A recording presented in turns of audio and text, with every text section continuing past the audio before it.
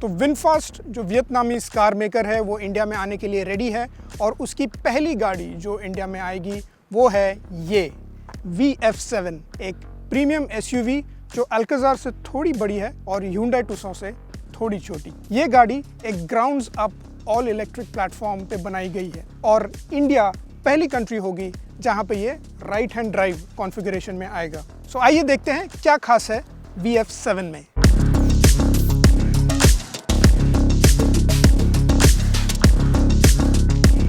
VF7 एक C segment SUV crossover है। यह 4545 मिलीमीटर लंबी, 1890 मिलीमीटर चौड़ी और 1636 मिलीमीटर ऊंची है। यह Hyundai अल्काजार से थोड़ी लंबी है लेकिन Tucson से छोटी है। व्हील बेस 2840 मिलीमीटर है, एक उचित 5 सीटर के लिए पर्याप्त से अधिक। ग्राउंड क्लियरेंस 190 मिलीमीटर है जो कि अधिकांश सॉफ्ट रोडर्स के लिए सही है। इसमें 537 लीटर का बड़ा बूट है जो अधिकांश उपयोगों के लिए पर्याप्त है, खासकर एयरपोर्ट रन के लिए। पीछे की सीटों में 60-40 का विभाजन है और जब फोल्ड किया जाता है तो यह अतिरिक्त 1000 लीटर लोडिंग वॉल्यूम मिल जाता है। VF7 दो पावर ट्रेन ऑप्शंस के साथ उपलब्ध होगा, फ्रंट व्हील ड्राइव और all wheel drive. Single motor के साथ पावर 150 किलोवाट यानी लगभग 201 ब्रेक हॉर्स पावर और 310 न्यूटन मीटर का टॉर्क है। ऑल व्हील ड्राइव स्पेक में पीक पावर 260 किलोवाट यानी लगभग 349 ब्रेक हॉर्स पावर तक बढ़ जाती है। टॉर्क लगभग 400% बढ़कर 500 न्यूटन मीटर हो जाता है और 0 से 100 किलोमीटर पर आवर का समय लगभग आधा होकर 5.8 सेकेंड्स हो जाता है, जबकि सिंगल मोटर संस्करण के लिए यह 9.5 सेकेंड है। इस टॉप स्पेक में 3 ब्रेक रिजेनरेशन के स्तर मिलते हैं, लो, मीडियम और हाई सेटिंग पर सिंगल पेडल ड्राइविंग संभव है और हमारे छोटे टेस्ट ड्राइव के दौरान यह कम झटके के साथ उचित रूप से प्रयोग करने योग्य लगा।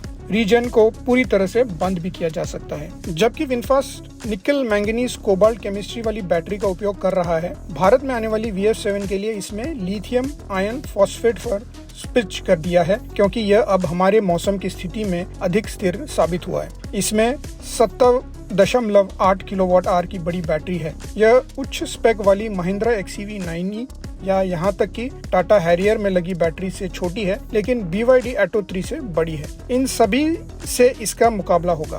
कार में 7.2 किलोवाट ऑनबोर्ड AC चार्जर भी मिल जाएगी जो महिंद्रा और टाटा गाड़ी के साथ नहीं देती। VF7 एक आकर्षक दिखने वाला वाहन है जो एक मीडियम आकार की SUV जैसा दिखता है। इसके बड़े 19 इंच के पहिए इसके ओवरऑल स्वरूप को बेहतर बनाते हैं। सामने की तरफ अधिकांश विनफास्ट की तरह ग्रिल डिजाइन है जिसमें LED DRLs के साथ V आकार के हेडलैम्प हैं। ये ऑटो हेडलैम्प है और फॉलो मी होम फीचर के साथ आते हैं। सिग्नेचर V डिजाइन और LED हार्डवेयर पीछे की लैंप में भी मौजूद है। ग्लास एरिया बड़ा है और विनफास्ट का कहना है कि एयर एकॉस्टिक विंडशील्ड है जो बाहरी शोर को कम करने में मदद करता है। पावर फोल्डिंग मिरर धुंध को साफ करने के लिए हीटिंग ऑप्शन के साथ आते हैं और इनमें इनबिल्ट इंडिकेटर हैं। इन्हें अंदर से एडजस्ट किया जा सकता है और इनमें मेमोरी फंक्शन भी है।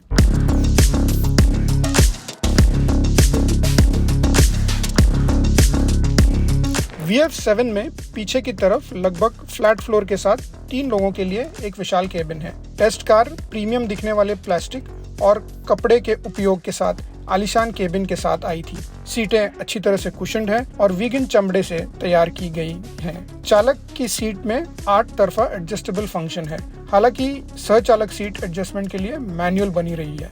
दोनों आगे की सीटों में वेंटिलेशन है, वीगन चमड़े के लिपटा स्टीयरिंग व्हील छोटा चंकी है और फ्लैट बॉटम के साथ स्पोर्टी दिखता है। इसे टिल्ट और टेलीस्कोपिक दोनों के लिए एडजस्ट किया जा सकता है। इसमें टेलीफोन, संगीत और ADAS के लिए बटनों की सामान्य सरणी भी है। डुअल जोन ऑटोमेटिक नियंत्रण एक इनबिल्ट एयर प्यूरिफायर के साथ आता है। डैशबोर्ड पर बड़ी 12.9 इंच की टच स्क्रीन का बोलबाला है। पीछे की सीटों में घुटने और सिर के लिए पर्याप्त जगह है, हालांकि ढाई के नीचे सपोर्ट बेहतर हो सकते हैं।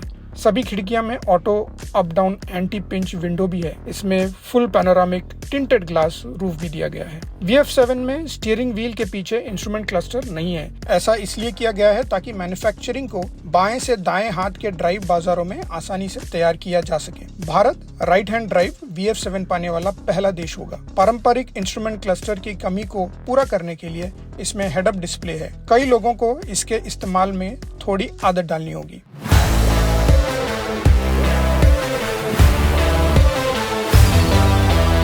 हम इसे कंट्रोल परिस्थितियों में केवल थोड़ी देर के लिए चला पाए।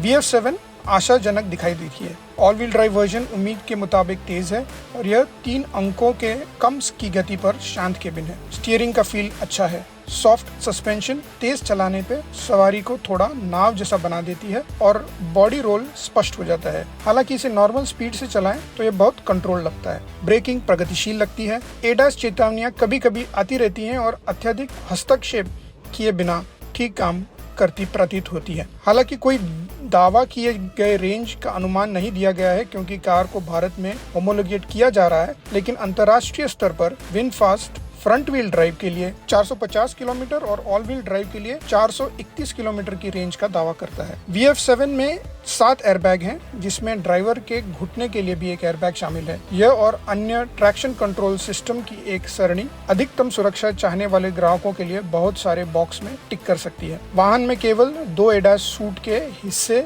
के रूप में ऑटो ब्रेकिंग के अलावा आगे और पीछे दोनों तरफ डिस्क ब्रेक हैं। इसमें एडेप्टिव क्रूज कंट्रोल शामिल है जो नए जमाने के एक्सप्रेसवे पर काफी काम आ जाती है। ड्राइवर को बिना चाबी के एंट्री और रेन सेंसिंग वाइपर के साथ साथ कई अन्य सुविधाएं भी मदद मिलती है। लॉन्च के समय कार का स्मार्टफोन कनेक्टिविटी के साथ पेश किया जाएगा ताकि मालिक कार को दूर से ट्रैक कर और मॉनिटर कर सकें। यह सुविधा दरवाजे को लॉक अनलॉक करने और कार को प्री कूलिंग जैसे रिमोट ऑपरेशन को भी अलाउ करेगी। VF7 का मुकाबला Mahindra XEV9e, Tata Harrier EV और BYD Atto 3 से होगा। जुलाई-अगस्त 2025 के तमिलनाडु के मदुरई के पास अपने आगामी तुत्तुकुडी कारखाने में वाहन को असेंबल करने वाली विनफास्ट को उम्मीद है कि त्योहारी सीजन से पहले यह अधिकांश प्रमुख भारतीय शहरों में शोरूम में आ जाएगी। अधिकांश बाजारों की तरह इसमें 7 साल की बैटरी और वाहन वारंटी होने की उम्मीद है। अपने गृह देश वियतनाम में विनफास्ट का अपना डेडिकेटेड चार्जिंग नेटवर्क है, लेकिन भारत में इसके सबसे अधिक संभावना मौजूदा खिलाड़ियों के साथ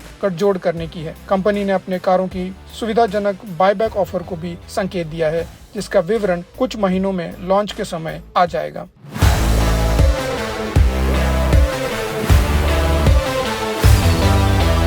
ओवरऑल VF7 एक उपयुक्त पैकेज लगता है। ये थी VF7 के बारे में सारी जानकारी। हमें जरूर बताइए आपको ये वीडियो कैसा लगा, और अगर आपने कार एंड बाइक को फॉलो नहीं किया है तो जरूर कीजिए। बेल नोटिफिकेशन आइकॉन को जरूर क्लिक कीजिए ताकि हम ऐसे ही न्यूज़ आप तक लाते रहें।